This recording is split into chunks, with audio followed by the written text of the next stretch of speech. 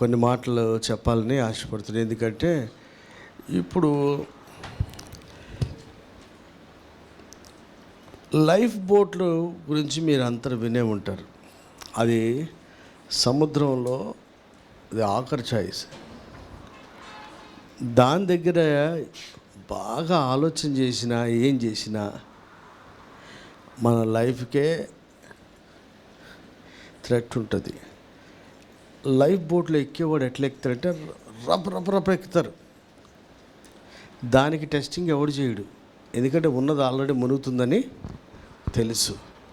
కాబట్టి ఈ ఆఖరి నిమిషంలో దేవుడు మనతో మాట్లాడే విషయాలన్నీ ఇది మనం తప్పించబడడానికి ఒక లైఫ్ బోట్ కింద మీరు చూడండి. ఇంకా దీంట్లో కూడా ఇక అది చేద్దాం చూద్దాంలే చేద్దాంలే అంటే ఉన్న 4 బోట్లు వెళ్ళిపోయినాయి అనుకో, మనం సముద్రం మధ్యలో చావాల్సింది తప్పితే ఇంకోటి లేదు. సో మీరు దేవుడు మనకిచ్చినటువంటి ప్రతి సమయాన్ని, ప్రతి అవకాశాన్ని కూడా సద్వినియోగం చేసుకోవాలని నేను ప్రభుపేట మనవి చేస్తూ ఉన్నాను. చివరి రోజుల్లో గడియల్లో ఉన్నాం కాబట్టి కొన్ని మాటలు మీకు తెలియజేయాలని ఆశపడుతున్నాను. అసలు ఈ సంవత్సరం అంతా నిన్ను గురించి ప్రభు ఏమనుకుంటున్నాడు? ఎవరికారికి సెల్ఫ్ సాటిస్ఫాక్షన్ ఉంటుంది.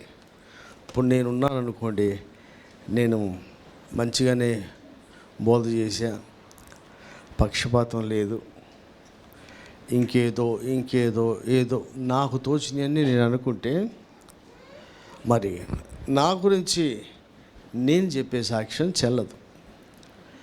మా ప్రభు ఏమంటున్నాడు అనేది తెలుసుకోవాలా. ఏమంటున్నాడు అనేది ఎలా తెలుస్తుందంటే కళ్ళలో దర్శనంలో తెలియదు.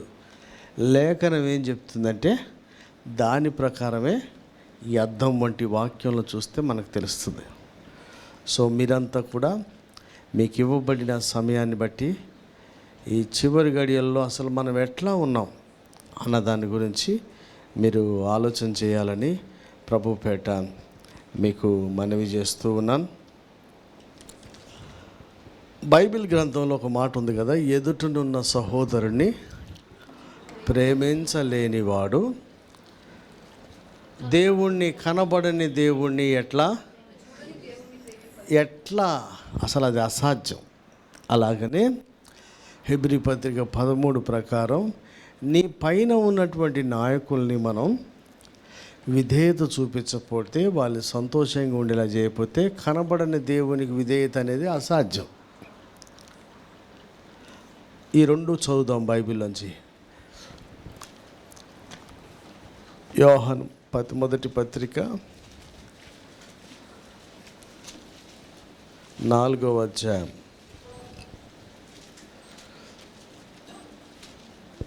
20-21. ఎవడైనను నేను దేవుని ప్రేమించుచున్నానని చెప్పి తన సహోదరుని ద్వేషించిన ఎడల అతడు అబద్ధికుడగును. తాను చూచిన తన సహోదరుని ప్రేమింపని వాడు తాను చూడని దేవుని ప్రేమింపలేడు. దేవుని ప్రేమించువాడు తన సహోదరుని కూడా ప్రేమింపవలనను ఆజ్ఞను మనం ఆయన వలన పొంది ఉన్నాము. చాలండి. దేవుని ప్రేమించువాడు తన సహోదరుని కూడా ప్రేమించవలన ఆజ్ఞ మనము ఎక్కడి నుంచి? దేవుని వలన మనం పొంది ఉన్నాం. అది సొంతంగా వచ్చేది కాదు. 2వ మాట హెబ్రీ పత్రిక 13వ అధ్యాయంలో ఒక మాట ఉంది.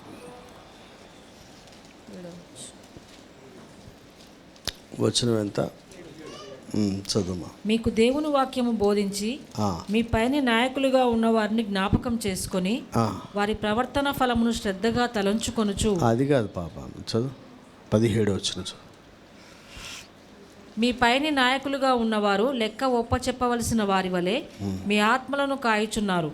వారు దుఃఖముతో ఆ పని చేసిన ఎడల మీకు నిష్ప్రయోజనము గనుక దుఃఖముతో కాక ఆనందముతో చేయునట్లు వారి మాట విని వారికి లోబడి ఉండుడి. రైట్.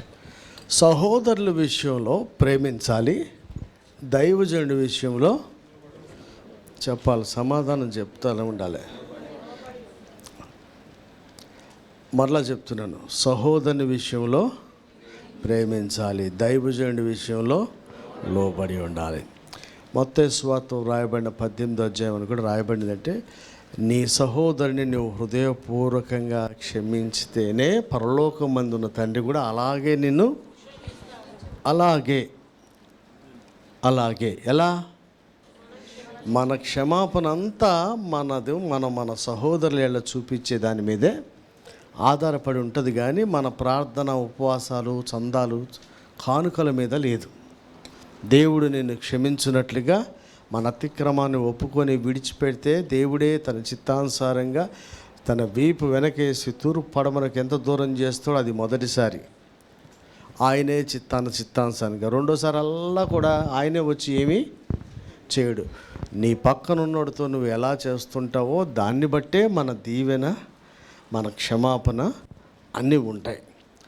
ఇప్పుడు దేవుణ్ణి ప్రేమిస్తున్నా అనేవాడు సహోదరుని ప్రేమించకుండా దేవుణ్ణి ప్రేమించలేడు. అంటే నువ్వు దేవుణ్ణి ప్రేమిస్తున్నా అంటే రుజువైంది, సహోదరుల పట్ల మన ప్రవర్తనను బట్టి నువ్వు నిజంగా దేవుణ్ణి ప్రేమిస్తున్నావు. యేసుప్రభు స్వయంగా చెప్పిన మాట యోహాను సువార్తలో, మీరు ఒకరినొకరు ప్రేమించుకోవడం వల్ల మీరు నా శిష్యులని. లోకం ఎలా తెలుసుకుంటుందంటే మెడలో సిలువ వేసుకుంటేనో, తెల్ల బట్టలు వేసుకుంటేనో, సంకలో బైబిల్ పెట్టుకున్నా, సంచి పెట్టుకుంటే కాదు. ఆయన చెప్పింది, ఒరే ప్రతిరోజు నా సిలువ ఎత్తుకొని మార్కెట్ బాగుంటారా, మిమ్మల్ని అందరినీ క్రైస్తవులు అనుకుంటారు, సంచి వేసుకొని బాగుంటారా, సేవకులు అనుకుంటారని చెప్పాడా. మీరు ఒకరినొకరు ప్రేమించుకోవడం వలనే మీరు నా శిష్యులని తెలుసుకుంటారు. సో సంవత్సరం చివరికి వచ్చిన తర్వాత యేసు ప్రభు చెప్పిన ఏ ప్రమాణం చొప్పున నువ్వు దేవుణ్ణి ప్రేమిస్తున్నావు,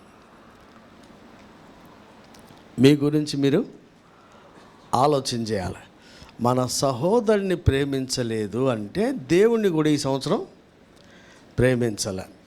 అలాగే దైవజనుడికి లోబడకపోతే దేవునికి, ఎందుకంటే మోషే విషయంలో వాళ్ళ సనుగులు నీ మీద కాదు నా మీద, తిరుగుబాటు చేసింది నీ మీద కాదు నా మీద అన్నారు.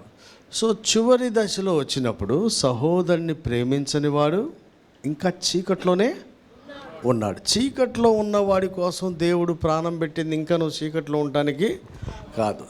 సెలబ్రేషన్ చేద్దామనో, కొత్త బట్టలు కొనో, భోజనానికో సిద్ధపడుతుంటే ఇంకా నువ్వు చీకట్లో ఉంటే తిని ఏం చేస్తావు, నరకానికి పోతావు.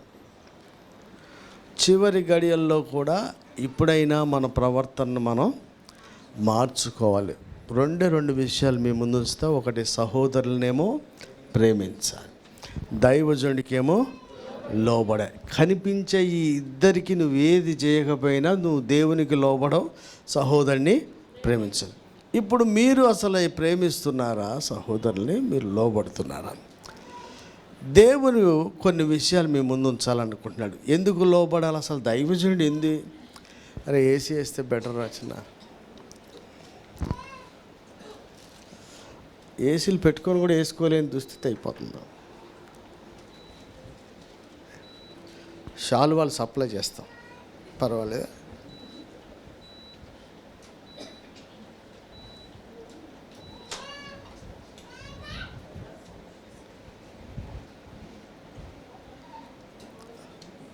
రే ఆన్ చేయరాదు.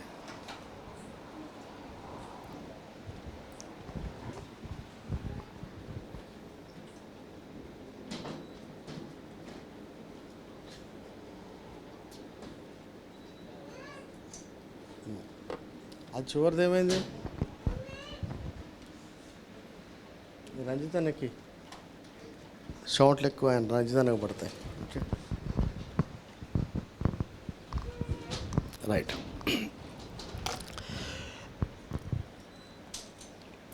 మరలా చెప్తున్నా, మనకు సమయం లేదు కనుక, సమయం ఎక్కువ ఉన్నా ఎక్కువ పాటలు పాడి ఎక్కువ స్కిట్లు వేసి డ్యాన్స్ చేసే కన్నా మన గురించి మనం ఆలోచించుకోవడం ముఖ్యం. మరలా చెప్తున్నాం కదా, లైఫ్ బోటు ఉన్నప్పుడు ఎక్కనా వద్దనా అని ఆలోచిస్తే ఇంకోటి ఎక్కిపోతాడు, మనం చేస్తాం. కనుక ఈరోజు మంచిగా మీ గురించి మీరు ఆలోచించండి. నెంబర్ 1, సహోదరుని, ఎదుటనున్న సహోదరుని ప్రేమించలేకపోతే కనబడని దేవుణ్ణి ఎందుకు ప్రేమించాలి అంటే, ఎవడైనా ప్రభువుని ప్రేమించుకుంటే వాడు శపించబడు, శాపగ్రస్తుడా. చదువు 1 కొరింథీ పత్రిక 16వ అధ్యాయం ఆఖరి వచనాల్లో.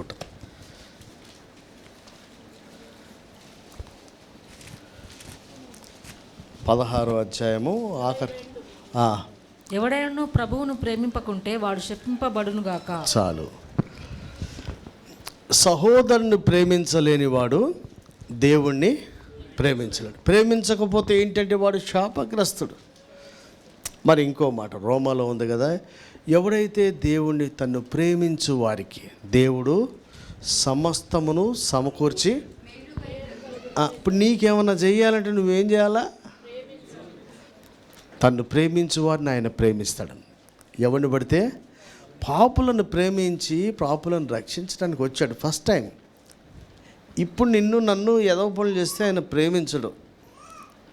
ఇప్పుడు ఎవరంట? ఆయనను ప్రేమించు వారినే ఆయనను ప్రేమించు వారు ఎవరంటే ప్రభువుని ఆయన ఆజ్ఞలు గైకొనివాడు ఆయన్ను ప్రేమిస్తాడు. సహోదరుని ప్రేమించువాడు ఆయనను ప్రేమిస్తాడు. ఈ రెండు ఆజ్ఞలు గైకొనివాడు దేవుణ్ణి ప్రేమించినట్టు, సహోదరుని ప్రేమించేవాడు ఆయనను ప్రేమించినట్టు. ప్రేమిస్తేనే కదా, ప్రేమించిన వాడికే సమస్తం సమకూర్చి మేలుకైనా. నీకు న్యూ ఇయర్లో ఏమన్నా చేయాలంటే ఎందుకు చేయాలి? అసలు ఎందుకు చేయాలి చెప్పండి? ఒకసారి ఆలోచన. మీకు ఏమైనా చేయాలా? ఎవరి ఫ్యామిలీ గురించి చేయాలి, ఎవరి వ్యక్తిగత జీవితంలో వారు అసలు నీకు దేవుడు ఎందుకు చేయాలి, నువ్వేం చేసినావని చేయాలి.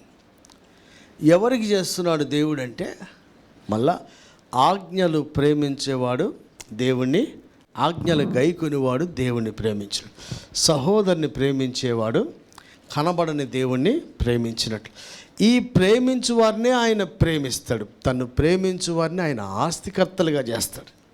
తను ప్రేమించు వారికి సమస్తాన్ని సమకూర్చి మేలుకై జరిగిస్తాడు. నిన్ను ఫైనాన్షియల్గా బ్లెస్ చేయాలన్నా, నీ వివాహ విషయంలో కానీ, ఆరోగ్య విషయంలో కానీ, కుటుంబంలో సమాధాన విషయంలో అన్నీ సమస్తము సమకూర్చి ఆయనే అన్ని దగ్గరికి చేసి చేయాలంటే ఎందుకు చేయాలి అసలు? ఎందుకు చేయాలి అసలు? ఇప్పటికైనా చేయాలంటే నెంబర్ 1 ఆజ్ఞలు గైకొని ఆయన్ను ప్రేమించాలి. ఇప్పటికైనా చేయాలంటే సహోదరుని ప్రేమించాలి. సహోదరుని ఎట్లా ప్రేమించాలంటే, ప్రాణం పెట్ట నిన్ను వలె పొరుగువాడు. సహోదరుడికైతే ఏకంగా ప్రాణం కూడా పెట్టేయాలి. క్రిస్టియానిటీ అనేది చాలామందికి ఒక వచనం, బైబిల్, ప్రార్థన, లెక్చర్ అనుకుంటారు. చాలా కష్టం. హింసించే వాళ్ళ కోసం ప్రార్థన చేయాలి. నిన్ను 1 మైలు అడిగితే 2 మైలు పోవాలి. నీకు బట్ట అడితే, చొక్క అడితే పై బట్ట కూడా ఇచ్చేయాలి. నిన్ను అప్పు అడగవారి గురించి నీ ముఖాన్ని తిప్పుకోవద్దు. నిన్ను ప్రేమించే వాడి కోసమే, నీకు చేసేవాడి కోసమే నువ్వు చేస్తే, పాపులు కూడా అలా చేస్తున్నారు కదా. క్రిస్టియన్ అయిన నువ్వేమి ఎక్స్ట్రా చేసేవన్నారు.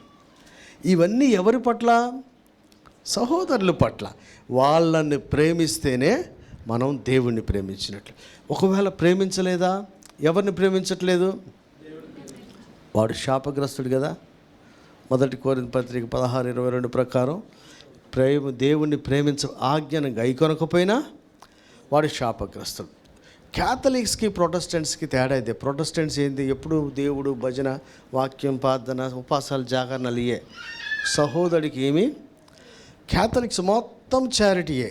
బైబిల్, ప్రార్థన, వాక్యం, భక్తి సాధన ఏది ఉండదు. ఆజ్ఞలే 2. ఒకటి దేవుణ్ణి ప్రేమించడం, 2ది సహోదరుని ప్రభువుని ప్రేమించడం. ఈ 2 చేస్తేనే. ఇప్పుడు కొత్త సంవత్సరంలో మళ్ళా చెప్తున్నా, దేవుడు నిన్ను ప్రేమించి నీకు సమస్తాన్ని సమకూర్చి మేలుగా. ఎవరికి మేలు? అరే దేవుడికి మేలు ఏంటి సార్ అసలు? ఆయనే మంచి చేయవాడు, మేలు చేయవాడు. ఆయనకు మనం ఏం చేసేది లేదు. ఆ మేలు మనకు జరగాలి అంటే నీవైనా నేనైనా ఆయన్ను ప్రేమించాలి, అనగా ఆజ్ఞలను గైకొనాలి. 2వదిగా ఎదుటనున్న కనపడుతున్న సహోదరుని ప్రేమిస్తే, ప్రభువును ప్రేమిస్తున్నావు కనుక ఆయన నిన్ను ప్రేమిస్తాడు. ప్రభువును ప్రేమిస్తున్నావు కనుక ఆయన నిన్ను ఆస్తికర్తలుగా చేస్తాడు. ప్రభువును ప్రేమిస్తున్నావు కనుక, నేను ఆయన్ని ప్రేమిస్తున్నాను కనుక ఆయన నన్ను తప్పిస్తాడు అనుకోదు. ఉట్టి కాదు. అంటే ప్రేమించడం అంటే మరలా ఆజ్ఞని గైకొనటం, సహోదరుని ఈ 2 చేస్తే తప్పిస్తాడు దేవుడు. ఆయనకి ఇష్టుని కనుక ఎవరు ఇష్టలు ప్రేమించినోడు శపించోడు ఇష్టం ఎట్టవుతాడు? కనుక మీరు ఆలోచన చేయండి. ఇకపోతే దైవజనుడికి ఇప్పుడు సమస్తం జరిగించాలి, నీకు అన్నిట్లో బ్లెస్సింగ్ రావాలంటే మొట్టగా దేవుణ్ణి ప్రేమించు. చాలామంది ముఖ్యంగా ఆంధ్రాలో ఎక్కువ చూశారు. మరి ఆంధ్ర ఉన్నటువంటి ఆ పద్ధతులన్నీ ఎక్కడి అనుకున్నారు మీకు తెలుసారా? తమిళనాడే. టీపీఎం నుంచి వచ్చినాయి తెల్లబాట్లన్నీ. అసలు ఇన్ని డినామినేషన్లు ఎవరు కాడు ఏసన్న గారిని కొంచెం కొమ్ములు పైకి కిందకి పెట్టి అదే మినిస్ట్రీ పెడతారు. లోగో అదే, సింబల్ అదే, కాలర్ అదే, కాకపోతే మళ్ళీ వీడికి సపరేట్గా ఒక ముద్ర, మొత్తం కాపీ పేస్టే. ఇది అక్కడి నుంచి వచ్చిందంటే మద్రాసు నుంచి వచ్చింది.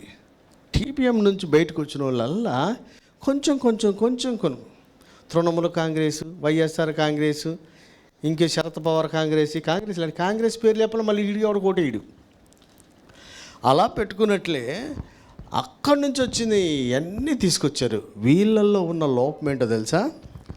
దేవుడు అనేవాడు వాళ్ళకి పరిచయం లేడు, అయ్యగారే పరిచయం.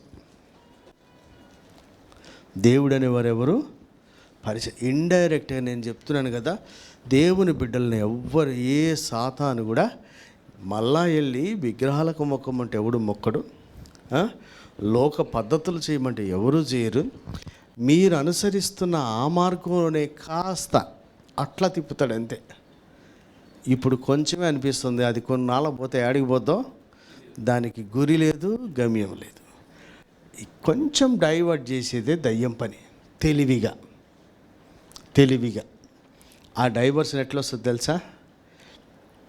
సహోదరుని మీద కోపంతోనో, అసూయతోనో, పిల్లల మీద ప్రేమతోనో, డబ్బు మీద ప్రేమతోనో, దేవుడు ఏదో దిద్దనో దాన్ని కొంచెం అట్లా స్టార్ట్ చేస్తే అది రాబోయాడో పోతుంది.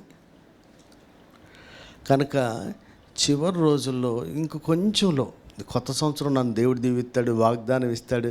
ఎన్ని వాగ్దానాలు తీసుకొని సచ్చిందాకా తీసుకుంటూనే ఉంటావు. ఏదైనా నెరవేరిందా నీకు చెప్పు? మీరు ఆలోచన చేయండి. ఎన్ని తీసుకుంటావు? తీసుకున్న దాని గురించి ఏం చేసినావు? ద్వితీయోపదేశ కాండంలో ఏముంది తెలుసా? ఆయన మనకి వాగ్దానం చేశాడు, దాన్ని స్వతంత్రించుకోవడానికి మనం యుద్ధం చేయమన్నాడు. ఎవరు చేస్తారు యుద్ధం? అది నెత్తి కింద బైబిల్కిలో పెట్టుకొని in the name of Jesus అంటే రాదు, యుద్ధం చెయ్యాలా. ఆ వాగ్దానాన్ని స్వతంత్రించుకోవడానికి లేకుండా మాటికి ఒక కాగితం తీసుకుంటున్నారు. కానీ నిజానికి బైబిల్ ఏం చెప్పిందంటే ఆయన వాగ్దానములన్నీ అనేది ఒకటి కాదు, అన్నీ కూడా అవునన్నట్టుగానే ఉన్నాయి. ప్రతి వాగ్దానాన్ని ఆయన నెరవేర్చుటకు సిద్ధంగా ఉన్నాడు. ఆ వాగ్దానం స్వతంత్రించుకుంటకు ఒకటి నిందారహితంగా ఉండాలి, రెండోది యుద్ధం చేయాలి. ఈ రెండు చేస్తేనే మనం ఆ వాగ్దానాన్ని స్వతంత్రించుకుంటాం. మొదటిగా సహోదరుని ప్రేమించాలి, దేవుని ఆజ్ఞలను కనుక్కుంటే, దేవుణ్ణి ప్రేమిస్తే, మరలా చెప్తున్నాం వినండి, మనకి సమస్తము సమకూడి మేలుకై జరుగునట్లుగా దేవుని చేత మనం దేవుణ్ణి ప్రేమిస్తే ఆయన మనల్ని ప్రేమించి ఈ పనులను చేస్తాడు. మనం దేవుణ్ణి ప్రేమిస్తే ఆయన మనల్ని ప్రేమించి మనల్ని ఆస్తికర్తలుగా చేస్తారు. అంటే ఇప్పుడు ఫైనాన్షియల్ బ్రేక్ త్రూ రావాలనుకోండి, ఏం చేయాలా? దేవుణ్ణి ప్రేమించాలి. 10 20 వస్తాయి, ఇదేం పేకాడు కాదు, ఇంత అంత వస్తాయి, అంత ఇంత వస్తాయి అనొద్దు. తను ప్రేమించు వారిని దేవుడు ఆస్తికర్తలుగా చేస్తారు. చాలామంది చెప్తున్నారు, ప్రోగ్రామ్ స్పాన్సర్ చేయి, చర్చి కట్టించు, అవి కట్టించు, అన్నీ కట్టిస్తే మంచిదే. దానివల్ల దీవెన అనేది తప్పు. దీవెన దేనితోనంటే ఆయన మనం ప్రేమించాలి. దైవజనుడి విషయంలో వస్తే సహోదరుని ప్రేమించటం దైవజనుడికి లోబడి, దేవునికి లోబడి ఉండాలి కదా. దేవునికి లోబడే విధానం ఏంటి? దైవజనుడికి లోబడాలి. మీరు చూడండి, నేను పొద్దున్నే లేచి మీ దగ్గరికి పంపించాను. ఎవరిని పంపించాడు? ప్రవక్త. అసలు ఈ ప్రవక్త అంటే ఎవడు? కొంతమంది అంటారు తెలుసా, ప్రవక్తలు లేరు. మీరు విన్నారా? ఏడికి పోయారు? వారికి కూడా తెలియదు. మళ్ళా ఎక్కడ పోయారు అన్నది మనం ఏదైనా స్టేట్మెంట్ చెప్తే మనకు దాని గురించి అవగాహన.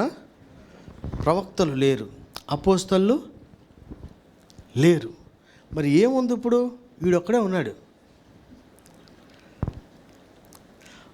బైబిల్లో రాసిన దాని గురించి ఏది పడితే అది తెలియకపోతే నేను అందుకని ఏదైనా చెప్తేప్పుడు నేను ముద్రేస్తలేను. ఇది దేవుడు నాకు అనుగ్రహించిన కృప చొప్పున సత్యమైన లోతుగా బహుదూరంగా ఉంది. నేను 10 అడుగులే పోయినానేమో, ఇంకా 100 అడుగులు దాకా ఉండొచ్చు.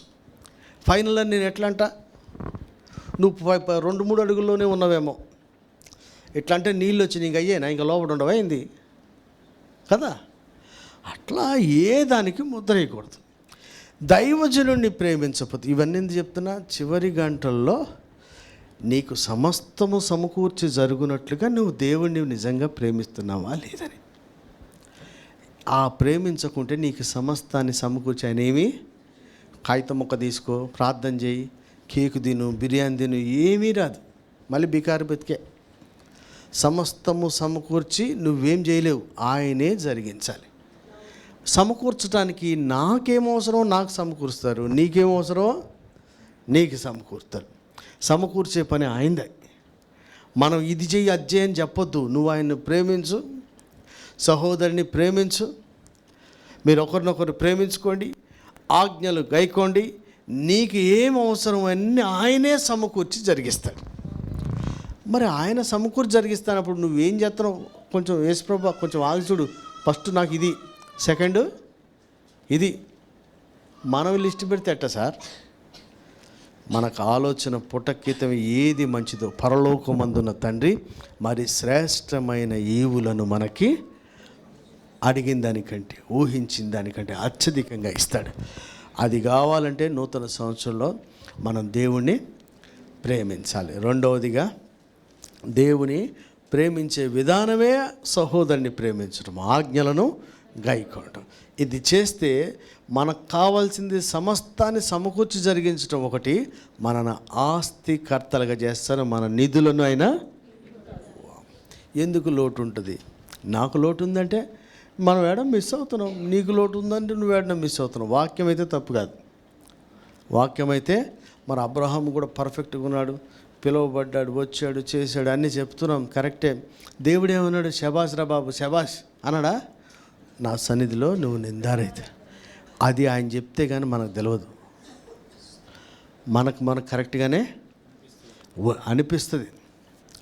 ఆ ఒక్కటి ఆ తక్కువైనవి కూడా మనం చేసుకుంటే ఖచ్చితంగా వాగ్దానాన్ని ఆయన నెరవేరుస్తాడు. ఇక రెండో మాటగా ఇప్పుడు చదివిన దాంట్లోనే, మీ పైన ఉన్న నాయకులకు వారు లెక్క అప్పచెప్పవలసిన వారిగా మీ ఆత్మలను కాయిచున్నారు. కాయటం అంటే ఏంటి? నువ్వు లేచి నన్ను కాయ అన్నప్పుడు కాసి, నువ్వు పడుకో అన్నప్పుడు పడుకుంటే ఇదేం కాపలా? ఆలోచన చేయండి. కాపలా కాసాడు, ఇప్పుడు కాసుకో, ఇప్పుడు పడుకో, ఇవాళ మా ఇంటికి రా, రేపు రాకు, నాకు ఈ పని చెప్పు, ఈ చెప్పకు. ఏం చేస్తున్నారంటే ఆత్మలను కాయిచున్నారంటే ప్రతి మూమెంట్ని కూడా అబ్జర్వ్ చేయాలి. ఈయనకు మరీ పెద్ద దాంట్లో ఏలు పెడుతున్నాడు. ఏలు పెట్టడం కాదు, కత్తి పెట్టి కూడా తిప్పుతాం అని బైబిల్ చెప్తుంది. ఆత్మలను లెక్క అప్పజెప్పవలసిన వారుగా కాయిచున్నారు. కాపు కాసే వాళ్ళ లక్షణం ఏంటంటే, కాపు కాసేది దుష్టుడి నుంచి, శత్రువు నుంచి తప్పించబడ్డానికే కాదు, కాపు కాసేవాడికి దీంతో పాటు దానికి సమృద్ధి, జలములు, జీవమున్న కాడి తీసుకెళ్ళాలి. శ్రేష్టమైన ఆహారం ఎక్కడుందో చెప్పాలా, తినిపియాలి. చూడండి, ఇప్పుడు జాన్ కొడుకు వచ్చాడు, వాడికి తినిపిస్తుంది లత. వాడు నాకు పెట్టు అంటాడా? వాడే కాలం మనం తిరిగి పెడతాం. అదే మీసంగాడు తినరా అంటే నేను హ్యాపీ ఆకలి అయితే ఆడి తింటాడు. స్టార్టింగ్లో బతిలాడినట్టుగా తర్వాత ఎవడో ప్లే స్కూల్లో చాక్లెట్ ఇచ్చిన, 10th క్లాస్లో కూడా చాక్లెట్ ఇచ్చి చదువుకోరా అంటాడు ఎవడన్నా? ఎవరు అనుకోరు. మీరు ప్లే స్కూల్ దాటి వయసును బట్టి చూస్తే ఇప్పుడు బోధకులు అయి ఉన్నారు. ఇంకా మీ కొత్తగా వచ్చే వాళ్ళకి మనమే మాదిరై ఉండాలి. కానీ ఈ సంవత్సరాలు ఇన్ని అయిపోయి నువ్వు ఎట్లున్నావు? నీ పైన ఉన్నోడు లెక్క అప్పచెప్పినట్లుగా ఉంటుంటే ఎంతవరకు ఉండాలో అని చెప్తున్నారు కదా. ఈ ఏరియాలో మాకు టచ్ చేయదు, ఫైనాన్షియల్ మ్యాటర్ టచ్ చేయదు, పిల్లల విషయం టచ్ చేయదు, మా జాబ్ విషయం టచ్ చేయదు, ఆదివారం 2 గంటల్లో నువ్వు స్తోత్రం చెప్తే చెప్పమంటే చెప్తావు, లేదా వీసుకున్నప్పుడు నువ్వు సపోర్ట్ చేయొద్దు, అంతే. కానీ దైవజనుడి పని ఏంటి? లెక్క ఎవరికి? మరి నువ్వెవడి మధ్యలో? అందుకనే నువ్వు ఉన్నా ఒకటే, పోయినా ఒకటే. ఎందుకంటే లోబడనోళ్ళని, ఫలము లేని గొర్రెలను బర్రెలను అన్నిటిని ఏం చేస్తారు? చెట్టుని నరికేస్తాడు, కషాయోడికి పంపిస్తారు. ఎవరు వ్యవసాయం చేసినా ఏం చేసినా ఫలం కొరకే. మరి నిన్ను నన్ను రక్షిస్తే ఆయన ఫలం ఆశించడా? ఏమైంది ఇన్ని సంవత్సరాలు? నీ పైనున్నోడి మాట నువ్వు వింటలేదంటే ఎదురుగుండా ఉన్నోడి మాట, ఆయన మాట ఎట్టింటావు కదా. అసలు దైవజనుడి గురించి బైబిల్లో ఏం రాయబడింది? మీకు అసలు ఏం అవగాహన ఉంది? కొంతమంది దిక్కుమాలినోళ్ళు, బైబిల్ చదవని వాళ్ళు, అటు ఇటు వచ్చిన వాళ్ళు నా దగ్గర చాలామంది నేను అంటాం కూడా విన్నా. మనం దశంభాగాలు లేకపోతే పాస్టర్ గారు ఎట్ట బతుకుతాడు? ఒరే దిక్కుమాలినోడా, రొట్టె మాంసం వస్తుంది నాకు. బైబిల్ చదవమనేది అందుకు. బైబిల్ ఏంటంటే ప్రతిష్ఠితమైన దాన్ని ముట్టుకుంటే నీకు శాపం రాకూడదు. మొదటి పిండి ముద్ద తెచ్చిరా, ఎవడని తెస్తుండా? నేను రొట్టె చేసుకుంటా, నేను ఆకులు తింటా, ఏదో గడ్డి తింటున్నావుగా, తెస్తే అది దేవాలి. అది బైబిల్. అది నువ్వు తినే దాంట్లో తెమ్మన్నారు. ఎందుకని? నీ కుటుంబములకు ఆశీర్వాదం. అది లేక చత్తండి అయ్యా, కంట్రోల్ బియ్యం తింటుండు, గడ్డి తింటుండు, నువ్వు వస్తే ఏమైనా పంపించు పెసరగాయలు అని చెప్పిందాడా? ఏమనుంది? మీ కుటుంబములకు ఎవరిలో పడుతుర్రు? ప్రతిష్ఠితమైన దాన్ని ముట్టుకుంటే యెహోవా ధననిధిలోనికి రండి. కటింగ్లు బాగుంటాడు, నొక్కేసేవాడు నొక్కేస్తాడు, ఇవ్వాలనుకున్నాడు ఇస్తాడు, తీసినాడు తీస్తాడు, ఎవడు ఇష్టం వాడితే. నీకు దేవుడు అధిపతిగా ఉన్నాడని ఇంట్లో బోర్డు పెట్టినావు, కానీ హృదయంలో నువ్వే అధిపతివి. నీ గోడకే బోర్డు. మొదటి ముద్ద తేవాలని తెలిసినా ఎందుకు తేట్లా? అన్నిట్లో ఇవ్వాలని తెలిసినా ఎందుకు ఇవ్వట్లే?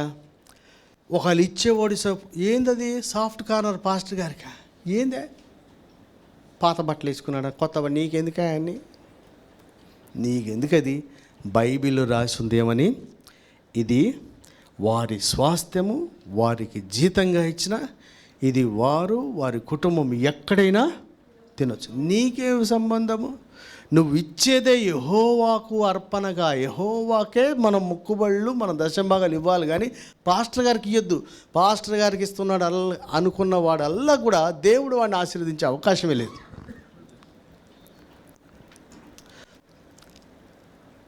మరలా చెప్తా, కొంతమంది అన్ని ఇస్తున్నాగా మాకేమొస్తలేదంటే నువ్వేమనుకొని ఇస్తున్నావు? ఏమనుకొని ఇస్తుర్రు? మీ పైన ఉన్నాడు. మన చర్చిలోనే నేను అప్పుడప్పుడు వెళ్తున్నా కూడా, ఈ మధ్య మానేసిన ఒక కైండ్ ఇన్ఫర్మేషన్. నేను మళ్ళీ సంవత్సరం ఎక్కడికి రావట్లేదు, నన్ను ఎవరు పిలవకండి. నేను వెళ్ళే టైంలో ఏదో నేను శిరీష వెళ్ళాం ఒక ఇంటికి. మనోళ్ళే, మంచోళ్ళు మనోళ్ళే, దిక్కుమాలోళ్ళు కూడా మనోళ్ళే. ఎట్లా అంటే ఏమనుకుంటారో చూడండి వాళ్ళ పద్ధతులు. వాడు అయ్యి ఉప్పు కారాలు పచ్చిమిరకాయలు తెచ్చాడు, ఇట్లా చిల్లర తీసి ఇట్లా పెట్టి సెల్ఫ్లో. నేను వెళ్ళిపోయే ముందు గబగబా ఆ చిల్లర తెచ్చి నాకు ఇస్తున్నాడు.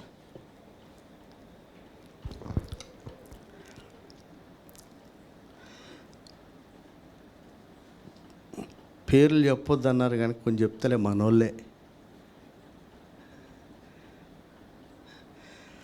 నాకు ఎప్పుడు తక్కువ లేదు, అందరికంటే నేను ఎక్కువ ఉంటా. అది బైబిల్. అది మీరు రేపొద్దున సేవకి వెళ్ళినా మీకున్న సంఘం కంటే మీరు ఎక్కువ ఉండాలి. అది దేవుడు నియమించిన పద్ధతి. అది తక్కువ అని కాదు. ఎలా ఇచ్చారు? ఏం చేశాడు? నీకు మేలు కలిగినట్లు, మీ కుటుంబాలకి ఆశీర్వాదం వచ్చినట్లుగా, శాపం రాకుండానేమో దశంభాగం, కుటుంబానికి ఆశీర్వాదం వచ్చినట్లుగా మొదటి ముద్ద. మీ పైనున్నోడు అన్ని ఏ విషయంలో దుఃఖపడుకున్నట్లుగా మీరు అన్ని విషయాల్లో, అంటే దేవునికే విరోధంగా ఉంటే నేను చెప్పే పని ఎవడు చేస్తాడు? రంజిగాడి ముచ్చట అదే చెప్తాను, నేను ఏది చెప్పినా చేస్తాడు కానీ దేవుడు చెప్పింది ఏది చేయడు. నువ్వు పోతావు నేను పోతావు, ఆయన ఒక్కడే ఉండేవాడు. ఈడు భక్తి ఎట్టుంది, ఆంధ్ర భక్తిలా ఉంది. అయ్యా అని తిరిగానికి బైబిల్ ఏంటి తెలీదు, పానం పెట్టిన అయ్య గురించి తెలీదు, తెల్లబట్టలు వేసుకుని అయ్య గురించి తెలిసినట్టుంది. మనం ప్రేమించాల్సి వస్తే మొదటిగా దేవుణ్ణి, తర్వాతనే దైవజనుడు. ఆయన లేకుండా దైవజనుడు లేడు. ఆయన పిలిస్తేనే, నిలబెడితేనే కృప ద్వారా ఇవ్వబడింది ఈ పరిచర్య. అసలు ఆయన లేకుండా ఈడేవాడు. నేను ఎక్కడి నుంచి వచ్చినా హెబ్రీ పత్రికలో 5వ అధ్యాయంలో మీలో నుంచి ఒకడిని ఇక్కడ నిలబెట్టాడు. ఈడేడ నుంచి ఊడిపడేవాడు కాదు. మీరు రేపొద్దున పరిచర్యకు పోయిన ఎక్కడి నుంచి ఊడిపడతారు, ఎక్కడి నుంచి పడి ఇందులో నుంచే ఒకడిని తెస్తాడు. ఆ ఒక్కడికి తెచ్చింది ఆయన కాబట్టి అన్ని విషయాల్లో లోబడి ఉండాలి. నువ్వు ఆడ నుంచి వస్తావా, నిన్న మాకు నా పక్కనే కూర్చున్నావు, నిన్నదాకా నీ పక్కనే కూర్చుంచవచ్చు. ఈరోజు దేవుడే తైలం పెట్టి అభిషేకించి పిలుపునిచ్చి ప్రత్యేకపరిచి ఇక్కడ నిలబెట్టిన కాంచి 100% లోబడాలి. పెద్ద చిన్న భేదం లేదు. ఇప్పుడు రేపు పొద్దున దయాకర్ కొడుకు పాస్టర్ అయ్యిండు అనుకో, కొంచెం అటు ఇటు వచ్చినా ఏమనుకోకండి మాటలు. ఆడు చిన్నోడు పెద్దోడు అనొద్దు, నోరు మూసుకొని మనం వాడి మాటే. ఎందుకని? నేను పిలవలే, ఆయన పిలిచాడు. నువ్వు వాడికి లోబడితే ఎవరికి లోబడినట్టు? ఇక్కడ వయసు లేదు సార్, ఇక్కడ వయసు లేనే లేదు. ఎందుకంటే దేవుడు మోషేని పిలిస్తే వయసుతో సంబంధం లేకుండా అహరోను అన్నిటికీ లోబడ్డాడు. అహరోను ఎక్కడ, మిరియాం ఎక్కడ, అందరు పెద్దోళ్ళే. అందుకనే బైబిల్ బాగా చదువుకోవాలి. కొంచెం టైం అయిపోతుంది. ఎందుకు చెప్తున్నంటే, ఇప్పుడైనా మార్పు లేకపోతే నీకు ఏ వాగ్దానం కావాలి, ఏం నెరవేరుతుంది నీకు? దేవుడు నిన్ను ఆశీర్వదించాలా, ఫైనాన్షియల్ బ్లెస్సింగ్ కావాలన్నా, ఆయన ప్రేమించు వారిని ఆయన ఆస్తికర్తలుగా చేస్తాడు, వారి నిధులను నింపుతాడు. నీకు అన్నీ సెట్ కావాలన్నా, పిల్లలు ఆరోగ్యం కావాలి, ఫ్యామిలీ సెట్ అవ్వాలి, సమాధానం సమస్తం సమకూర్చి జరిగించాలా, ఆయన ప్రేమించు వారికే సమస్తాన్ని సమకూరి. మరి నీకు ఏ బేస్ మీద చేయాలి చెప్పండి? నీ కుటుంబాలకు ఆశీర్వాదం కావాలన్నా మొదటిది తీసుకునిరా. శాపం ఉండకూడదా? ప్రతిష్ఠితమైనది మందిరపు నిధిలోనికి రావాలి. ఏమీ లేకుండా వాగ్దానం అంటే ఎట్టొస్తుంది సార్? కనుక బైబిల్లో చెప్పండి, నేను పదే అందరినీ బైబిల్ చదవమనేది. ఎందుకంటే ఎవడెప్పుడు చచ్చిపోతాడో తెలియదు. శాశ్వతమైంది, ఆకాశం భూమి గతించిన మారని ఆయన మాట, ఆ వాక్యమే. దాంట్లో జీవం ఉంది, మనలో ఏమీ లేదు. ఆ జీవమే మనలోకి వచ్చింది. అందుకే దాన్ని చదవమని చెప్పేది. ఎందుకంటే అది జీవము కలిగినది, ప్రాణాత్మ దేహాల లోపలికి వెళ్ళి కార్యం చేసే వాక్యం అది. దానికి మీద శ్రద్ధ పెట్టమని అడుగుతుంది. ఎందుకంటే వాక్యమే దేవుడై ఉండేను గనుక. సో దైవజనుల గురించి రాయబడిన మాట, వారు దుఃఖంతో ఆ పని చేస్తే, వీడికి ఏమి తక్కువైందని దుఃఖపడుతున్నాడు. మళ్ళా పిల్లలు చూసావా, ఆడేదో పనులన్నీ చేసి ఇప్పుడు ఏమైందనమ్మా బాధపడుతున్నావు అంటాడు. వాడు తిరిగి గుండెలో కొచ్చి చెప్పిందల్లా చిన్నప్పుడు 20 ఏళ్ళ నుంచి తిరుగుబాటు చేసి ఎక్కడ పాలు తాగిన అక్కడే తన్నుకుంటా వాడు ఇప్పుడు ఏమైందని అంటాడు. ఏమైంది అంటే అన్నీ అయినాయి. వాడికి ఏం తెలుసు? ఎదుటోడి బాధ, తల్లి బాధ, తండ్రి బాధ. పిల్లలకేం తెలుస్తలేదు, ఆయనకు ఒక్కడికే తెలుసు, లోబడలని పిల్లలని. పిల్లకొడికి ఏం తెలుస్తుందండి? నేను కరెక్టే కదా అనుకుంటాడు. మా అబ్బాయి యేసు ప్రభు తర్వాత నేనే త్యాగమూర్తిని అనుకుంటున్నాడు. ఆడు విశాఖపట్నంలో. వాడి మట్టుకు వాడు ఇన్ని త్యాగాలు, ఇన్ని సాక్రిఫైస్లు గత 3 సంవత్సరాలు 4 ఏళ్ళుగా సెప్టెంబర్కి 4 ఏళ్ళని ఇంతకంటే త్యాగం చేశాడు ఈ ప్రపంచంలో ఎవడు లేడని వాడు అనుకున్నాడు. ఎన్ని త్యాగాలు. ఈ త్యాగాలన్నిటికీ ఒక రోజున వస్తుంది అనుకుంటున్నాడు. ఇది త్యాగమే కాదు. మనం నిష్ప్రయోజనమైనటువంటి దాసులము, మనం నిష్ప్రయోజనమైనటువంటి పిల్లలం. మీరైనా నేనైనా చెయ్యవలసినే చేస్తున్నాం. ఎవడు ఎక్స్ట్రా చేయట్లే. లోబడినంత మాత్రం ఎక్స్ట్రా చేయట్లే, ప్రేమించినంత మాత్రం ఎక్స్ట్రా ఏమి చేయవలసిందే చేస్తున్నావు కదబ్బా. కానీ మా వాడి దృష్టిలో ఎట్లా ఉంది? ఏం సాక్రిఫైసే. ప్రపంచాన్ని జయించాడు, స్నేహితుల్ని కాదనుకున్నాడు, జిమ్మును జయించాడు. వాడు ఎన్నిసార్లు బతిలాడినా జిమ్కి పంపల, ఏడ్చాడు. రికమెండేషన్లు కూడా ఎక్కడి నుంచి? తల్లులు ఉన్నది ఎందుకు సార్? అన్నం పెడతాకి చెడగొడతాకి. ఇంకో పాయింట్ ఉంది శ్రేష్టమైనది, ప్రార్థన చేయటానికి. తల్లికి చేసినంత ప్రార్థన ఎవడు చేయడు. ఎప్పుడు చేస్తారంటే చెడగొట్టిన తర్వాత ఒకటే పాతన నీ అది ఏం బాధేసమే. అవునా కదా? వాళ్ళు చేసిన ప్రార్థన, వాళ్ళు చేసిన రికమెండేషన్లు ఏడవాళ్ళు అడగాలి, కానీ అది మనకే బల్యమవుతుంది అబ్బా. తర్వాత అది మనకే బల్యమైపోతుంది. మా అబ్బాయి గురించి చెప్తున్నా నేను. వాడిని చూస్తే ఏం సాక్రిఫైస్ అనుకుంటాడు. నేను కానీ మా తమ్ముడు కానీ చూస్తే ఒరే నీకు ఇంకోటి కొదవకుందంటే ఆడికి అప్పుడే బీపీ వచ్చేస్తుంది. ఇంకెన్ని చేయాలి? Same feeling. ఎంత చేసినా సాటిస్ఫాక్షన్ లేదు. ఆడికి కూడా అదే ఫీలింగ్ ఉంటుంది. మనుషులు మనకు కూడా అట్లా అనిపిస్తుంది. దేవుడికి ఎంత చేసినా తృప్తి లేదే. అరే ఎంత తృప్తి కావాలరా? ఆయన పరిశుద్ధుడు, మనం కూడా పరిశుద్ధులం అవ్వాలి. ఆయన సంపూర్ణుడు, మనం కూడా సంపూర్ణతలోనికి రావాలి. ఆయన లోపం లేనివాడిగా ఉన్నాడు, మనం కూడా లోపం లేనివాడిగా ఉండాలి. పరపక్షమందు ఉన్నాడు, ఎవడు వేలు పెట్టి చూపించకుండా మనం బతకమని అప్పటిదాకా రావాలి. నీకే 10 ఏళ్ళు తగులుతుంటే ఇంకోటి చెప్పేదాకా అవసరమే లేదు. ఇంకా ఆయనకి సాటిస్ఫాక్షన్ లేదంటే ఎట్లా? కనుక మీ అందరికీ నేను చెప్తున్న మనవి చేస్తుంది ఏంటంటే, ఎదుటనున్న దైవజనుడిని లోబడకపోతే, దుఃఖపరిస్తే నిష్ప్రయోజనం. ఇక దేవుణ్ణి సంతోషపరిచి, ఎందుకంటే మీరు మోసే మాట ఎందుకు వినలేదు, మీరు ఎందుకు తిరగబడ్డారు, ఎందుకని చేసి అన్నీ అక్కడ చెప్పి ఇశ్రాయేల్ యాత్రలో చెప్పిన మాట ఏంది? ఎవని యందు దేవుడు ఆనందించునో వాడు కానాన్లో. మీ సనుగులు ఆయన మీద కాదు, నా మీద.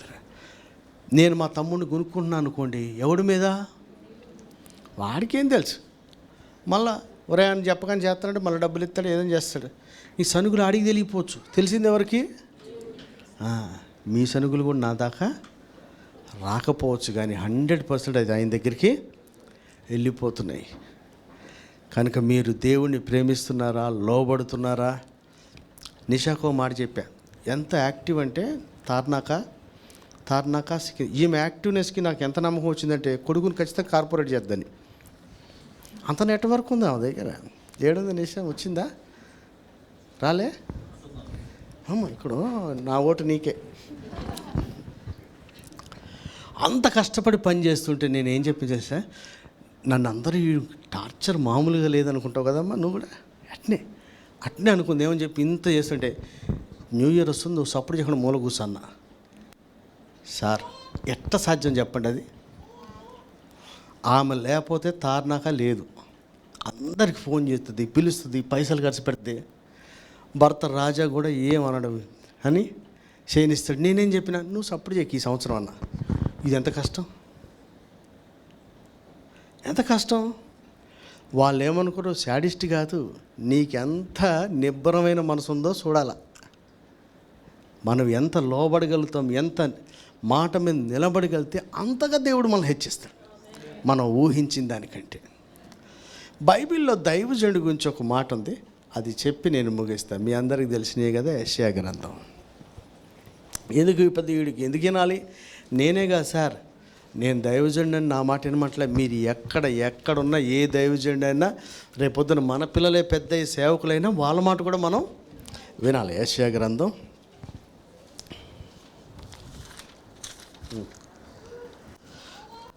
29వ అధ్యాయం.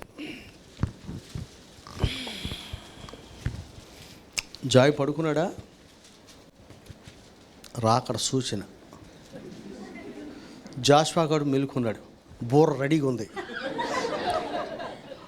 ఇవన్నీ సూచనలు లేవా? తీసారా? యెషయా గ్రంథం 29వ అధ్యాయం 10వ వచనం చదువు. యెహోవా మీ మీద గాఢ నిద్రాత్మను కుమ్మరించి ఉన్నాడు. మీకు నేత్రములుగా ఉన్న ప్రవక్తలను చెడగొట్టి ఉన్నాడు. మీకు శిరస్సులుగా ఉన్న దీర్ఘదర్శులకు ముసుగు వేసి ఉన్నాడు. చాలు, 2 విషయాలు. ప్రవక్తలు ఎలా ఉన్నారట? మళ్ళీ వినండి, మీరంతా 100 మందికి చెప్పాల్సిన వాళ్ళు. నేను ఎప్పుడైనా కాసేపు కూర్చోండిరా, 10 రూపాయలు ఏంటి పోండి అని చెప్పేది కాదు. మనం ఎక్కడ నిలబడినా రాజా అమెరికా పోతావు, పోపైన తీసుకెళ్ళి ఆడ పడేస్తాడు దేవుడు, నువ్వు పోతావు ఇక అంతే. ఎక్కడికి పోయినా ఆడిపోయి డబ్బులు సంపాదించే పనులు పడమాక నిలబడి 10 మందికి చెప్పాలి. నీకు నేర్చుకునే వరకు నేను పంపడు గ్యారంటీగా. ఇల్లు ఏం చెప్తాడా, మళ్ళీ పిజ్జా బర్గరే. దానికోసం కాదు మనం పోయేది. ఎవడో ఎందుకో పోతాడే, మన పర్పస్ వేరే ఉంటుంది ఎక్కడికి పోయినా. ఇక్కడ ఏముంది రాసిందే, ప్రవక్తలు లేరు అంటారు కదా. సంఘము క్షేమాభివృద్ధి పొందినట్లుగా దేవుడు 5 పరిచయలు చెప్తే అందులో ప్రవక్తలు ఉన్నారు. లేడని ఎట్ట అంటాడు అసలు? యేసు ప్రభువు స్వస్థత చేస్తే స్వస్థత లేదంటాడు. ప్రభు దయ్యాలను వెలగొడితే దయ్యమే లేదంటాడు. కనుక మీరు బైబిల్ చదవండి. యేసులాంటి సేవ అనేవాడికి పేరు బాగుంది, డబ్బులు బాగుతున్నాయి, కానీ యేసులాంటి బుద్ధులు అసలు ఏమాత్రం కూడా లేవు సంపాదించడానికి. ఇప్పుడు చూస్తే ఇక్కడ ప్రవక్త గురించి ఏం రాసింది? ఎవరికి? ఇశ్రాయేలు వారికి, దేవుని బిడ్డలకి నేత్రాలు, సర్వేంద్రనాం. ఎవడు ప్రధానం? దైవజనులే ప్రధానం. దైవజనులు ఇంకా రెండో పేరు ఏంది? శిరస్సుగా ఉన్నారు. ఎవరు? దీర్ఘదర్శి అంటే ఎవరు? దీర్ఘదర్శి? అరే ఏమో బైబిల్ చదవలేరు, సమూయేలుని అన్నారు. ఇక్కడ ఒక దీర్ఘదర్శి ఉన్నాడు. దీర్ఘదర్శి ఏంటంటే నువ్వు ఇంత చూస్తే ఆయన అంత చూస్తాడు. దైవజనుడు ఎవరంటే మనకి నేత్రములు, అంటే నా కళ్ళు మూసుకుంటే నేను తొట్టిల్లు పడతా, ఎటు వెళ్ళాలో నాకు తెలియదు. అంటే మన ఆధ్యాత్మిక జీవితంలో ఆ ఇరుకైన మార్గంలో రాకడ వరకు పోవాలంటే మనల్ని ఒకడు నడిపించేవాడు ఉండాలి. ఆ దైవజనుడు అవసరం లేదనుకుంటే మనం తొట్టిల్లడం గ్యారంటీ. రెండవదిగా వీళ్ళు దీర్ఘదర్శి అనగా మళ్ళీ చెప్తున్నాం కదా, భవిష్యత్తులో జరగబోయి చెప్పేటువంటి వాళ్ళు. అంటే నేను చెప్తున్నా కదా, ఇప్పుడు మన కళ్ళు ఇంత కనపడుతుంది, అదేదో టెలిస్కోప్ పెడితే నక్షత్రం కూడా కనపడద్ది. నీకు కనపడినంత మాత్రాన టెలిస్కోప్ నక్షత్రం లేదంటే ఎట్లా? నీ కాడ లేనిది టెలిస్కోప్.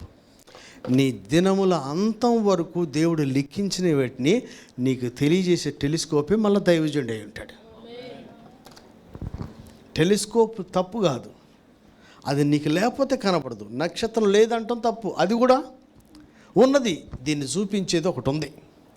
దీర్ఘదర్శి అనేవాడు దైవజనుడు. నెంబర్ 1, లెక్క అప్పచెప్పవలసిన వాడు, కాయుచున్నవాడు.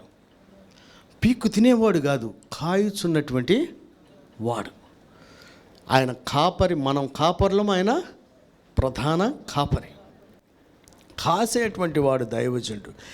కాసే విధానంలో లాభం పొందుదామని కాయకూడదు, లెక్క అప్పచెప్పాలని కాయాలి. ఇప్పుడు దైవజనుడు ఎవరంటే నేత్రం వంటి వాడు. ప్రవక్తలు ఎలాంటి వారు? నేత్రాలు. ప్రవక్తలు ఎలాంటి వాళ్ళు? శిరస్సు వంటి వారు. వారిని దీర్ఘదర్శి అని కూడా అన్నారంటే దూరపు విషయాలను చూసేటువంటి వారు. ఇకపోతే రెండవ మాటగా యెషయా గ్రంథంలోనే ఉంటుంది కదా, 50వ అధ్యాయం 10వ వచనం చదువు. మీలో యెహోవాకు భయపడి ఆయన సేవకుని మాట వినువాడెవడు? ఇలా దేవుని సేవకుని మాట అసలు వినేవాళ్ళు ఏంటంటే, వినని వాళ్ళు అప్పటి నుంచి ఇప్పటిదాకా కూడా వినేవాళ్ళు కూడా ఉన్నారు. మూర్ఖులు ఉన్నారు, రాజు అయినటువంటి వాడు కూడా వినేటువంటి వాడు ఉన్నాడు. అప్పుడు దావీదు విన్నట్టు ఇప్పుడు కూడా మంచి సంపన్నులు స్థితిలో ఉన్నవాళ్ళు కూడా వింటారు. ఇప్పుడు కూడా పనికిరానివాడు కూడా పెత్తనాలు చేసేవాడు ఉన్నారు. ఇక్కడ సేవకునికి ఏముంది? మీలో యెహోవాకు భయపడి మాట వినువాడు. మాట ఏం చేయాలా? వినాలా. సంవత్సరం ఆఖరి అయిపోతుంది కదా, మీరు ఇప్పుడు కూడా వాగ్దానమో ప్రార్థన కాదు, మీరు విన్నారా, వింటారా? రెండే. దేవుణ్ణి ప్రేమించారా? ఇప్పుడైనా ప్రేమిస్తారు. నేను ప్రేమిస్తాను అనొద్దు. ప్రేమిస్తానంటే ఆజ్ఞలను గైకోను.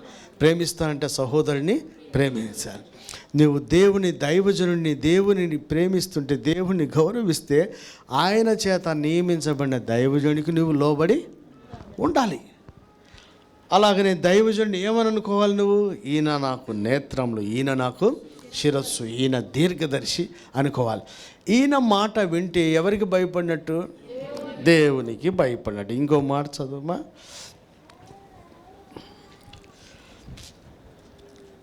యెషయా గ్రంథంలోనే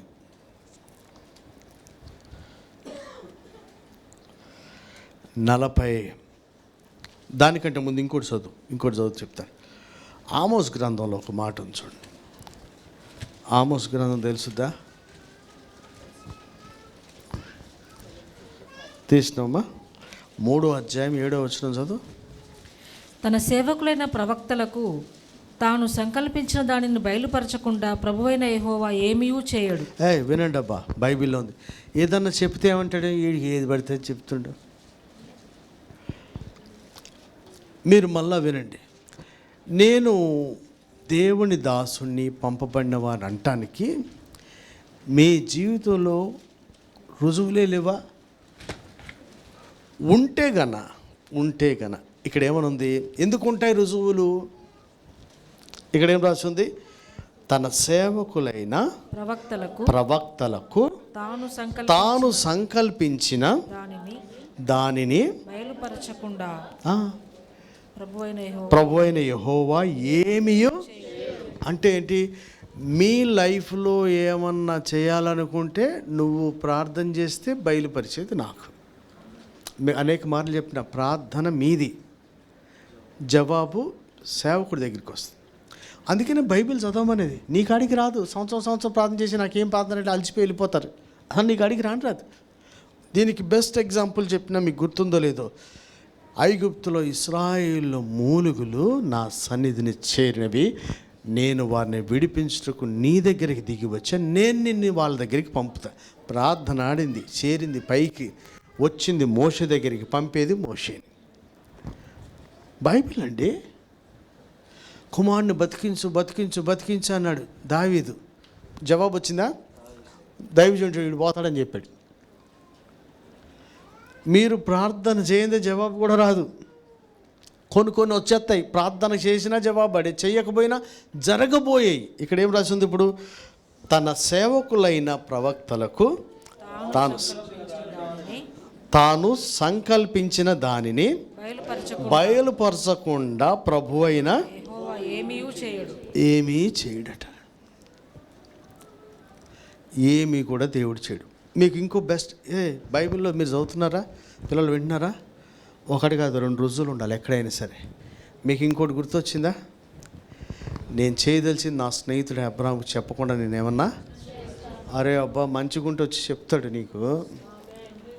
నాకు చెప్పుడు కాదు, నువ్వు కరెక్ట్గా నీకు కూడా చెప్తాడు. నీది చెప్పడు. ఫస్ట్ విషయం మీ అందరికీ నాకు చెప్తున్నా, నా జాతకం ఎవడు చెప్పాలి? పైనున్నోడు చెప్తాడు. అది ప్రభువా నాకు బయలుపరచు, నీకెవడికి నువ్వు బయలుపరచాను, ఆయనకి బయలుపరుస్తాడు. నువ్వు ప్రార్థన చేయి, నాకు బయలుపరుచు. నువ్వేందే మధ్యలో? నా డైరెక్ట్ ఉంది ప్రార్థన. నా రూము నాది, నా బెడ్ నాది, నా కార్పెట్ నాది, నా వాటర్ బాటిల్ నాది, నా యేసయ్య నాదే. కానీ జవాబు నీది కాదు, నా దగ్గరికి వస్తుంది.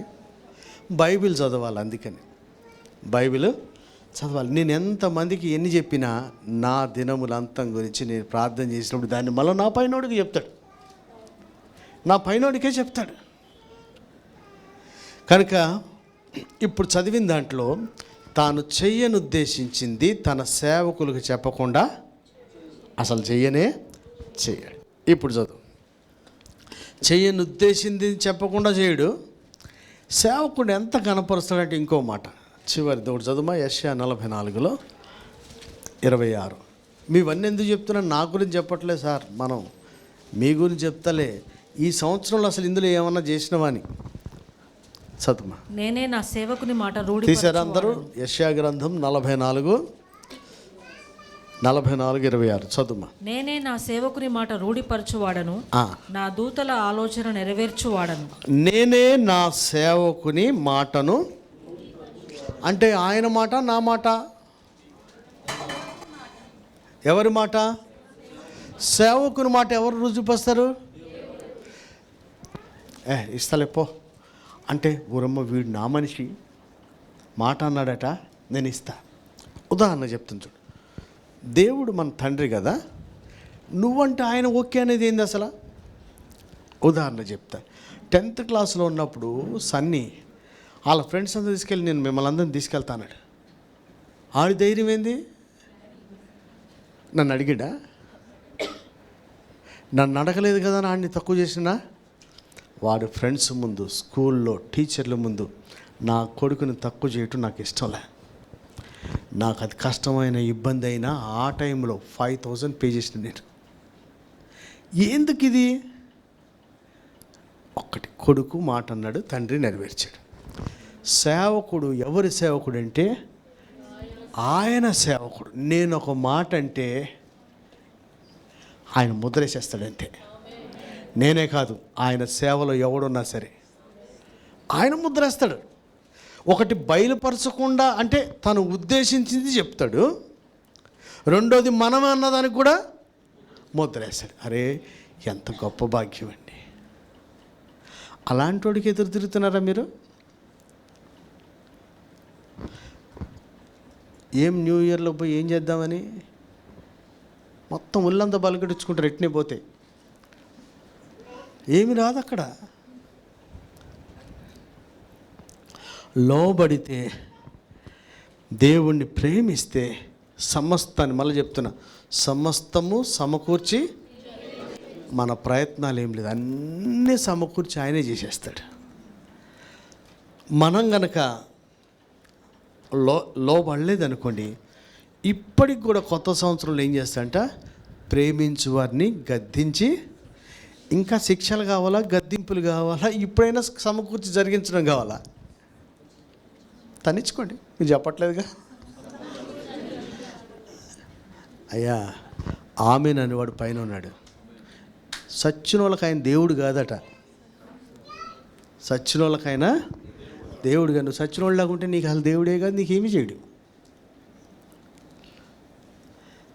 కొత్త సంవత్సరానికి వెళ్ళిపోతున్నాం అనుకుంటున్నాం, కానీ ఈ 12 నెలల్లో దేవుణ్ణి ప్రేమించినట్టుగా ఆయన ఆజ్ఞలు గైకొన్నావా? దేవుణ్ణి ప్రేమిస్తున్నాను రుజువుగా ఎదుటిన్న సహోదరిని ప్రేమించినవా? ఆయన నీ కొరకు సమస్తాన్ని సమకూర్చి ఎందుకు చేయాలి? ఎవడైనా ప్రభువుని ప్రేమించకపోతే నా ఇష్టం అన్నావా, శాపగ్రస్తుడు. ఒకవేళ నేను ప్రేమిస్తున్నావా, ఆజ్ఞలను గైకోన. మీరు ప్రేమిస్తానికి రుజువే ఒకరినొకరు మీరు ఆయన శిష్యులు అవుతారు. కాబట్టి ఎలా ఉంది మన స్థితి? ఇప్పుడు లేకపోతే ఇప్పుడన్నా మార్చుకోబా. సమస్తాన్ని సమకూర్చి జరిగించడానికి ఇంకొంచెం టైం ఉంది. మనం మారిన వాళ్ళం అయితే నువ్వే ప్రయత్నాలు లేకుండా అన్నీ అమ్మా ఆకలి అవుతుంది అన్న మాటకి అన్నం, కూర, పప్పు, పెరుగు, నీళ్ళతో సహా పెడుతున్నారు తల్లులు. నువ్వేం సమకూర్చినవని? ఇట్లనే ప్రభువా అన్న అవసరత అంటే సమస్తం సమకూర్చి అట్ట పెడతాడు టేబుల్ మీద ఆయన. ఇప్పుడు చేయాల్సింది అలా ఏంది? ప్రేమించబ్బా. ఆజ్ఞను గైకుంటే ప్రేమించినట్లు, సహోదరుని ప్రేమిస్తే ఆయన్ని ప్రేమించినట్లు. నీ నిధులు నింపుతాడు, నిన్ను ఆస్తికర్తలుగా చేస్తాడు, నీకు సమస్తాన్ని సమకూర్చి, అది పెళ్ళా, ఆరోగ్యమా, సమాధానమా, ఇవన్నీ కూడా సమస్తం సమకూర్చి అంటే మన ప్రయత్నం అవసరమే లేదు, ఆయనే సమకూర్చి జరిగిస్తాడు. అంత ప్రేమించే దేవుణ్ణి నువ్వు ప్రేమించలేకపోతే ఏం హ్యాపీ న్యూ ఇయర్లోకి పోదాం అనుకుంటున్నావు? ఆయన లేనిది హ్యాపీయా? ఆయన దీవెన లేనిది హ్యాపీయా? ఆయన సన్నిధి లేనిది హ్యాపీయా? ఆయన ఆశీర్వాదం లేనిది హ్యాపీయా? ఏమి హ్యాపీగా పోతున్నావు? కనుక ఈ 12 నెలల్లో నువ్వు ఆయన నిజంగా ప్రేమించావా? నిన్ను నీవే పరిశీలన చేసుకో. రెండవదిగా, ఆయన నియమించిన దైవజనుడికి నువ్వు నిజంగా లోబడి ఉన్నావా? మరలా చెప్తున్నాను కదా, ఆయన దైవజనుడు ఎట్లుంటే ప్రవక్తలు నేత్రాలు, శిరస్సులు, దీర్ఘదర్శులు, ఇలాంటి వారిని ఆయన నియమించాడు. అలాంటి వారికి సేవకుని నోటి మాటను ఆయన రూఢిపరుస్తాడట. తానే తన సేవకుని నోటి మాట రూఢిపరుస్తాడు. అలాగనే తాను చేయదలిసిందల్లా సేవకులకి బయలుపరుస్తాడు. ఆయన ఉద్దేశం బయలుపరుస్తాడు, నేను అన్నది కూడా వేసేస్తాడు. అంత మంచి దేవుణ్ణి కలిగి ఉన్నప్పుడు నేనేమంటా, నీకు అగ్ని పరీక్షలాగా ఎవరున్నారు? క్వశ్చన్ పేపర్ కాదు, నేనే ఉన్నా ఇక్కడ. నువ్వేం చేయాలా? నన్ను చూడు. నన్ను చూస్తుంటే నాకు కొంచెం బీపీ వచ్చేది, వేసేద్దాం అనిపిస్తుంది కదా. నీకు సమస్తం జరిగించాలన్నా ఇంకో ఆప్షన్ లేదు, లోబడ. నీ నిధులు నింపాలన్నా ఇంకో ఆప్షన్ లేదు, లోబడు. నీ ఫ్యూచర్ తెలవాలన్నా దేవుడు నీ ప్రార్థన చేయి, సేవకునికి నీ భవిష్యత్తు ఆయన తెలియజేస్తాడు. ఒకవేళ ప్రార్థన చేయలేదు, దేవుడు తెలియజేయలేదు, ఆయనే ఒక మాట అన్నాడా, ఆయన ముద్ర వేస్తాడు అక్కడ. అలాంటి సేవకులకి మళ్ళీ నేనే కాదు సార్, ఎక్కడ సేవ చేసినా మనం ఎక్కడున్నా సరే వాళ్ళకు లోబడి ఉంటే కొత్త సంవత్సరంలో ప్రవేశించినప్పుడు సమస్తాన్ని సమకూర్చి మేలుకై మనకి జరిగేస్తారు. రెండవదిగా తను ప్రేమించు వారిని అయినా ఫైనాన్షియల్ ప్రాబ్లమ్స్ ఉండవు, ఇంకే ప్రాబ్లమ్స్ ఉండవు, వారి నిధులను అయినా నింపుతాడు. ప్రేమిస్తేనే, ప్రేమించడానికి రుజువుగా ఆజ్ఞలు గైకోవటం, ప్రేమించడానికి రుజువుగా సహోదరుని ప్రేమించటం. దేవుణ్ణి పంపించినటువంటి దైవజనుడిని లోబడి ఉంటే ఏమవుతుంది? ఆయన ద్వారా నీకు నీ గురించి ఉద్దేశించే సంగతులన్నీ బయలుపరుస్తాడు. ఆయన బయలుపరచకపోయినా ప్రభువు నామమును బట్టి ఏదో ఒక మాట అన్నాడా, దానికి ముద్ర వేసేస్తాడు. It's okay, granted. మనం ఒకటి కోరుకున్నాం, మనకు రాజముద్ర పడింది అనుకోని అది ఆ జీవం అయిపోయినట్టే కదా. అట్లా దేవుడు చేస్తాడట. అలాంటి దైవజనులకు లోబడి ఉండాలి. అంటే ఏంటి? నాకు లోబడ్డం, నీ పక్క నుండి ప్రేమించడం. ఈ రెండు చేస్తే కొత్త సంవత్సరంలో కాగితాలు తీసుకోవాల్సిన అవసరం లే. నీకు సమస్తాన్ని సమకూర్చి ఆయన జరిగిస్తాడు. నిన్ను ఆస్తికర్తలుగా చేస్తాడు, నీ నిధులు నింపుతాడు. ఎవరికి ఏం లోటు ఉందో, ఎవరికి ఏం సమకూర్చాలో ఆయనకు బాగా తెలుసు కదా. అడుగు వాటికంటేను మీకు ఆలోచన రాక్యతమే. మీకు ఏది అవసరమో, ఏది శ్రేష్టమైందో అన్నీ కూడా ఆయనకే బాగా, అవన్నీ ఆయనే చేస్తున్నాడు. మనం చేయాల్సిందల్లా ఆయన్ని ప్రేమించడం. ఇప్పుడు ప్రశ్న ఏంటంటే, ఈ 12 నెలలు నువ్వు నిజంగా దేవుణ్ణి ప్రేమించావా? 12 నెలలు నిజంగా నువ్వు దేవుణ్ణి ప్రేమించడానికి రుజువుగా ఆయన ఆజ్ఞలు గైకొన్నావా? ఆజ్ఞ అతిక్రమమే పాపం వల్ల జీతం. బైబిల్లో ఉంది, పాపము చేయవాడు ఎవరు దేవుని సంబంధి కాడు, వాడు అపవాది సంబంధి. మనకి దేవుడు ఆశీర్వాదం ఎట్టిస్తాడు? కాగితం తీసుకోవడంలో ఏమీ లేదు సార్. నేను మళ్ళీ చెప్తున్నాను. తీసుకున్న కాగితం ఏమైందో చెప్పాలి ఫస్ట్. తీసుకోవడానికి ఇష్టపడేవాళ్ళు తీసుకున్న కాగితం ఆలోచన ఎదగాలి. మనం ప్లే స్కూల్ చాక్లెట్లు కాదు, పైకి రావాలి. ఇంకా కాగితం తీసుకున్నావు, ఈ సంవత్సరం పాత సంవత్సరం ఏం చేసావు? తొక్కిసావా? 5 వేస్ట్ అనుకున్నావా? నాకు కాదు అనుకున్నావా? తీసుకున్న రోజుని నాకే అనుకున్నావుగా. 37 కూర్చోపడి ఇది కాదు ఇంకోటి అంటున్నావా? అరే ఎట్లంటే, దేవుడు ఉద్దేశిస్తే అది జరిగి తీరుతుంది. ఆయన ఉద్దేశించి పట్టుదలతో దాన్ని ఆసక్తిగా నెరవేర్చినట్లుగా ముందు ఆయన మనం ప్రేమించాలి. ఆయన రూపంలో ఉన్నటువంటి సహోదరుని మనం ప్రేమించాలి. ఆయనే నియమించిన దైవజనుడికి అన్ని విషయాల్లో మనం లోబడి ఉండాలి. అప్పుడే ఆశీర్వాదాలు 100% వచ్చేస్తాయి.